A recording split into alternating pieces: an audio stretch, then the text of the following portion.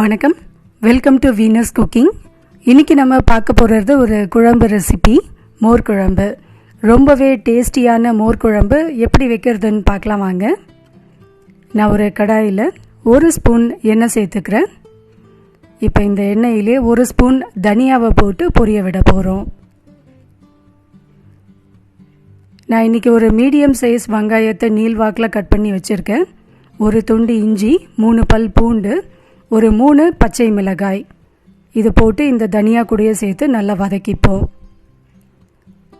ரொம்ப வதங்கணுன்ட்டு அவசியம் இல்லை, கொஞ்சம் நல்லா வதக்கினா போதும்.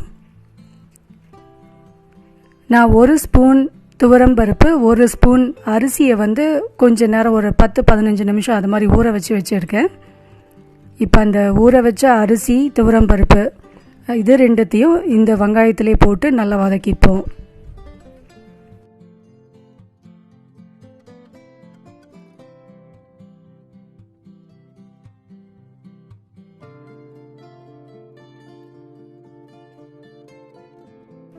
கொஞ்சம் லைட்டாக ப்ரௌன் கலர் ஆன பிறகு நிறுத்திடுவோம். இதை ஆற விட்டு தண்ணி ஊற்றி மிக்சியில் நல்ல ஒரு ஸ்மூத் பேஸ்ட்டாக அரைச்சிப்போம். இப்போ இதே கடாயில் ஒரு 2 ஸ்பூன் எண்ணெய் சேர்த்துப்போம். மோர் குழம்புக்கு நிறைய எண்ணெய் சேர்க்கக்கூடாது, அதனால் ஒரு 2 ஸ்பூன் மட்டும் சேர்க்குறேன். இதில் நம்ம கடுகு, சீரகம், உளுத்தம்பருப்பு போட்டு தாளிச்சிப்போம். நான் இன்றைக்கி காய் எதுவும் சேர்க்கல, நான் மணத்தக்காளி விதைகளை தான் போட்டு பண்ண போகிறேன். இது மணத்தக்காளி விதைகள், காய்ந்த மணத்தக்காளி விதைகள், இதையும் போட்டு நல்லா வதக்கிப்போம். உங்களுக்கு தேவைன்னா நீங்கள் சுண்டைக்காய் இல்லைன்னா காய்கறி வகையில் வெண்டைக்காய், பூசணிக்காய் இது மாதிரி எந்த காய் உங்களுக்கு பிடிக்குதோ அதை சேர்த்துக்கலாம். நீங்கள்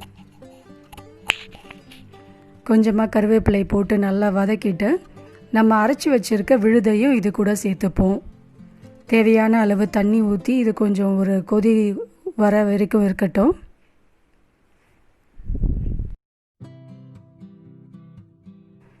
இப்போ இது கூடயே நம்ம கொஞ்சமாக மஞ்சத்தூளும் பெருங்காயத்தூளும் சேர்த்துப்போம். தேவையான அளவு உப்பு போட்டு இதை ஒரு 2 கொதி வர அளவுக்கு விட்டுடுவோம்.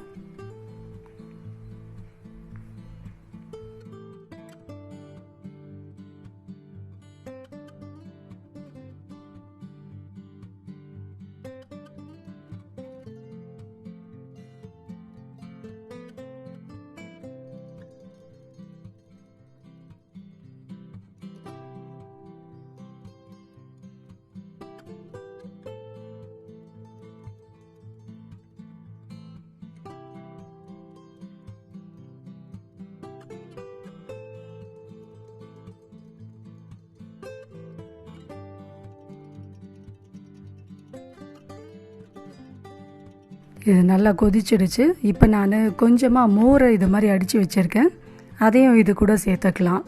இது வெண்ணெய் எடுக்காத மோர்.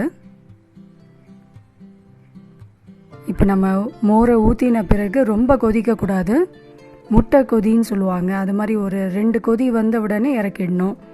ரொம்ப நேரம் கொதிச்சதுன்னா அப்புறமா தண்ணியாகிடும். அதனால் இது மாதிரி அது கொதிக்காமல் கரண்டி விட்டு இது மாதிரி கிளறி விட்டுட்டே இருக்கணும். இப்போ ஒரு 2 கொதி வந்தாச்சு. கொஞ்சமாக கொத்தமல்லி போட்டு அடுப்பை ஆஃப் பண்ணிவிடுவோம்.